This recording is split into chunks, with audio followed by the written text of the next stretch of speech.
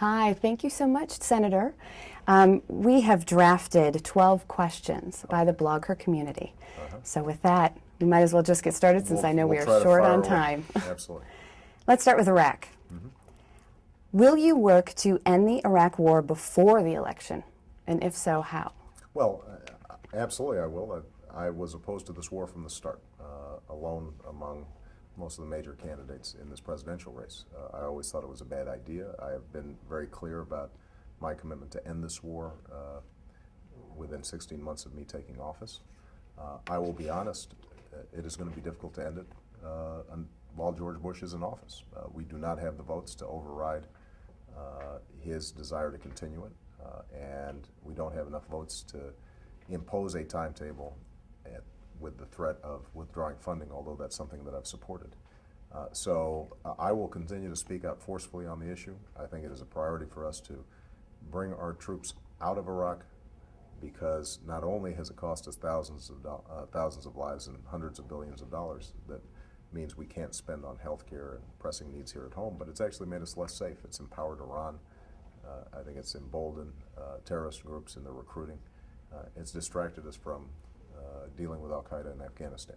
And so this will be one of my highest priorities. I will continue to speak out forcefully on it during the course of this campaign. Speaking of the cost that you mentioned of the war, how do you propose to keep paying for the cost of the war, considering the withdrawal would take a bit of time? Well, look, we have an obligation to make sure that our troops come out safely. And so we will continue to fund it through the appropriations process that we've put in place. It means that we will continue to see some additional deficit spending as a consequence of this. It's part of the reason that we have to end this war, is it's not sustainable. We are mounting up billions and billions of dollars of debt that our children are going to have to pay off. But we have to make sure that we're meeting our obligations, particularly to those troops who are coming home, who have post-traumatic stress disorder or traumatic brain injury. One of the tragedies of this this conflict has been the fact that so many are not being treated properly, not getting the mental health services they deserve. It's part of the reason why we have such a high homeless rate among veterans, and that's something I've worked on in the Senate, and I will commit to dealing with when I'm president, is making sure that we have zero tolerance for homeless veterans. Well, and that is actually the next question on the list of BlogHer, so you must be reading their mind. Right. What are you physically going to do to help those veterans and the soldiers that are in need? What are those plans? Well, step number one is screening for everybody who's discharged. Number two, making sure everybody gets mental health services immediately upon discharge if they need them. The third thing is making sure that we have electronic medical records that are being transferred immediately to the VA, so that there's not this huge gap, this huge delay between somebody who's in the Department of Defense, getting medical care there, and that transition to the VA. And we've got to make sure that the VA is properly funded, and we've got to provide a lot more in terms of housing services, substance abuse treatment programs. And I should add, by the way, that a lot of these issues don't just impact the soldier, but also the spouse. Families are strained in these situations, and so providing counseling for family members as well is vitally important. Moving on to health care, what is your position on requiring all major private Medicaid or federal health insurance plans to cover birth control? I believe in that very strongly. And in fact, I'm working currently to help make contraception accessible to students at colleges and universities, because as you may be aware, we've had a real problem, yes, a glitch in a federal law that was changed that is resulting in exponential increases in the cost of contraception for many college students, and that's something that I think we have to be very concerned about. Whatever people's positions on various issues, the one thing we should be able to agree on is that an unwanted pregnancy is something that we should try to discourage, and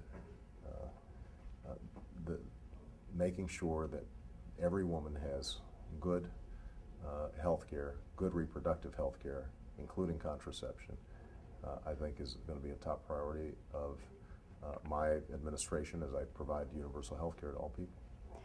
How will you allocate scarce resources to help solve the country's healthcare crisis? Well, you know, the truth is that our resources aren't that scarce. It's just they're really poorly spent. We spend much more per capita on healthcare than any other nation. But because the system is so inefficient, we have essentially a disease care system instead of a healthcare system. And so what we want to do is to, number one, work with employers, if they're providing healthcare, to lower premiums for their workers by as much as $2,500 per family per year. If they don't have health care, if a person doesn't have health care, then we're going to allow them to buy into a pool that's similar to the plan I have as a member of Congress. There won't be exclusions for pre-existing conditions, and we will make sure that we are emphasizing prevention, regular checkups, regular mammograms, all the things that will actually make people healthier and reduce long-term costs. And that's going to be something that I try to get in place by the end of my first term as president.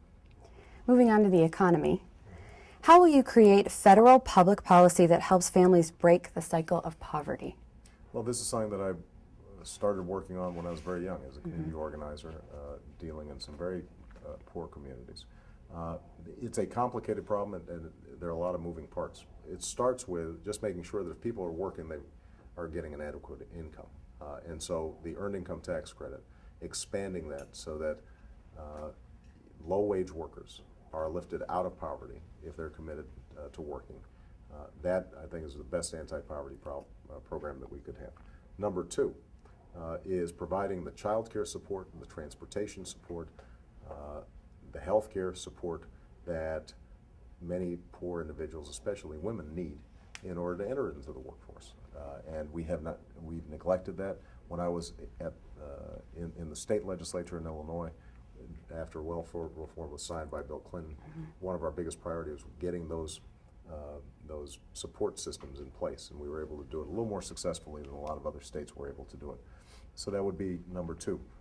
Number three is to improve the schools, because ultimately, if we can't improve education, it's going to be difficult to break that cycle of poverty. And that's why we have to invest in early childhood education, close the achievement gap, not just pre-K, but working with at-risk parents, teenage moms, for example, getting to them early, helping guide them through those early years when children absorb so much so that they're prepared when they start school. Every dollar we invest in early childhood education, we get $7 back in improved reading scores, reduced dropout rates.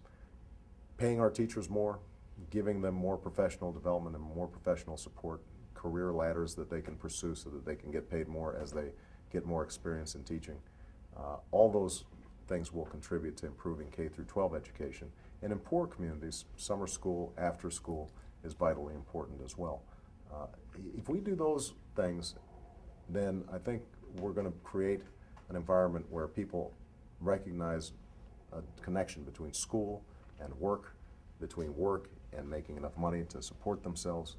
And one last point I want to make, I think, is we have to create a functioning banking system in a lot of these low-income communities, because so much of people's incomes are being gobbled up by high interest rates on everything from payday loans to if they get a car, they have to take out exorbitant interest rates on it. There's a huge amount of preying on low-income people through the financial system that really has to change. Last question. We are reaching the point of no return when it comes to climate change. What will your legacy on the environment be? Well, this is something that I take very personally. I grew up in Hawaii, and the beauty of the islands and the ocean reminds me that how fragile the planet is, and we are not treating it the way we need to. That's why I've been in long conversations with Al Gore and others. We've got to impose a serious cap and trade system that restricts the emission of greenhouse gases, using money that's generated from charges against polluters to develop solar, wind, biofuels, other sustainable energy approaches. We've got to raise fuel efficiency standards on cars, encourage smart growth so that we're not seeing sprawl. Portland here in Oregon is a great example encouraging mass transit, bicycle paths, other ways of reducing our carbon footprint. And then we're going to have to work with other countries that are in the process of development, countries like China and India, and in some cases provide them technological assistance in reducing their pollution rates. This is going to be a major problem. I want, as president, to be a leader in the next round of international negotiations around climate change. Previously we opted out, and I think that was a disaster for the world as a whole. Thank you so much, Senator, and BlogHer thanks you. Thank you. I enjoyed it. Appreciate it.